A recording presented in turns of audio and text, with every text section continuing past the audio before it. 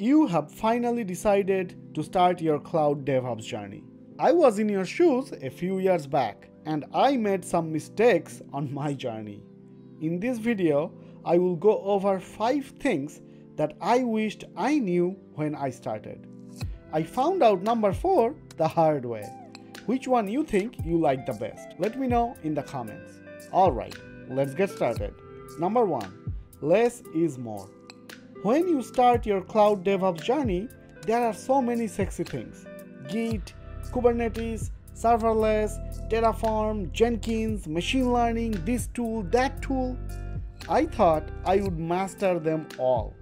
I thought I would just study real hard, memorize, practice, and then I will be an expert. The problem is, all these technologies are not similar to high school subjects. They don't stay the same. Cloud and DevOps constantly keeps evolving. Each technology releases new features, new enhancements, new use cases all the time. It is impossible to go super deep on each and every tool. I started on all these tools at the same time and got frustrated. The strategy I recommend now is pick a couple areas to go deep, be an expert in those couple areas, and have a good understanding in other areas without going super deep. We call it T-shaped learning. That's what I am doing now, and that's working for me. You might be thinking, what technologies should you go deep for different cloud DevOps job roles? I have a separate video to go over the skills needed. I will give the link up top, check it out. Number 2, don't get too biased on certain technologies. Don't treat technology like politics. People get very passionate when they talk about politics to the point that they are unable to see the other side.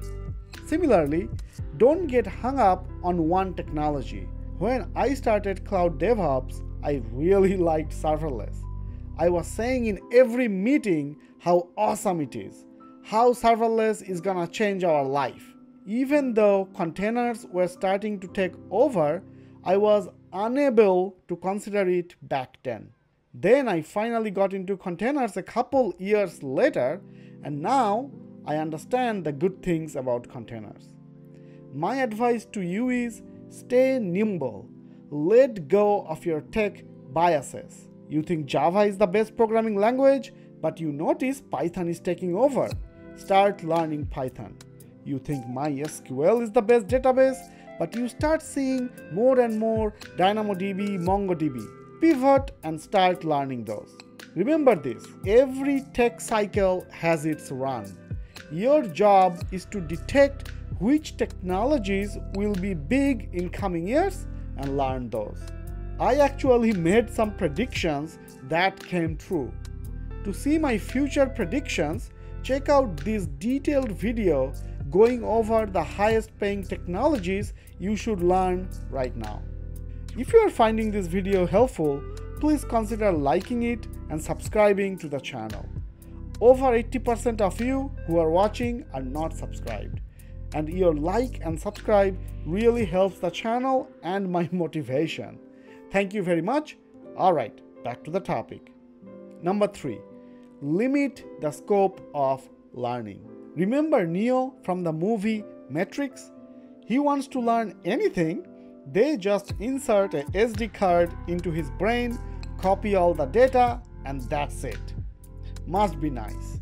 But unfortunately, we cannot learn like that. It takes time to learn different areas of cloud and DevOps. Most of us already have a full-time job. It is very important to know how much to learn in each area, because time is money. And some of the things are unnecessary and you will not face in an interview. When I started learning Kubernetes, I was studying about how Docker works under the hood, different CRIOs, and how services route traffic to pods in the networking layer. Totally unnecessary for interviews. If I can go back, I would write down the scope of each thing I was learning. That would save me so much time and energy. Now, anything I want to learn these days, first I write down the scopes, like, okay, for most of my customer meetings, I need to learn this and this. For certain corner cases, I need to have these links handy, but no need to remember them. For interviews, these are the things I need to keep in mind, etc. This technique helped me a lot to learn new things in a faster and effective manner. Number 4. Interview is not just about knowing the technology. I will give a very practical example. When I started dating, I thought, I am a good student, I am very nice to others, and I have a decent job. All the pretty girls will come to me and ask me, "Hey Raj, want to go watch a movie with me?" In case you are wondering, it never happened like that. To get the girl you like, you have to speak up. You need to communicate. Does not matter how good you are. Similarly, you think you have enough knowledge, you will go to the interview, tell them how much stuff you have studied, and they will offer you the job right then. That is not true. You need to answer the questions in such a way that is consumable to others. How many times has it happened? You are working on a project for a long time, and you have to explain that project to someone who is new, or you have to explain it to a higher level boss. You explain it and they go, can you explain that again? Since you are deep in that project, you assume everyone is too. I have failed interviews because of this. Practice your answers, then ask yourself, am I explaining this in a succinct and simple way? You have to have the ability to elevate to a higher level and explain based on the level of the interviewer. Number 5. Don't let analysis paralysis delay your journey.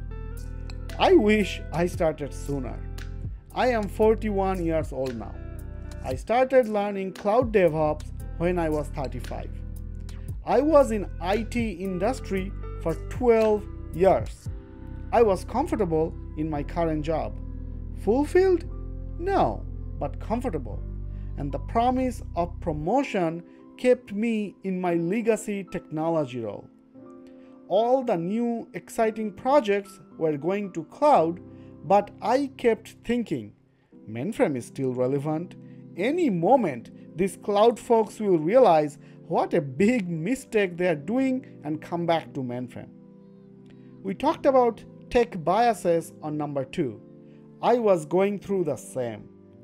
I wish I started sooner and switched technology earlier. That's the reason I started this channel. I want to give you all the info I wish I had when I started. You already have a stable job and income. What do you have to lose? Just get started. Decide the new things you are going to learn and study 30 minutes every day. I love it when I hear from my subscribers and students that they made it. It genuinely makes my day. Keep those messages coming. Alright guys and girls, hope this video was useful. If you want to stay up to date with Cloud DevOps and get tips and tricks on crushing your Cloud DevOps interviews, please click the like button and subscribe. I will see you guys and girls in the next one. Namaste.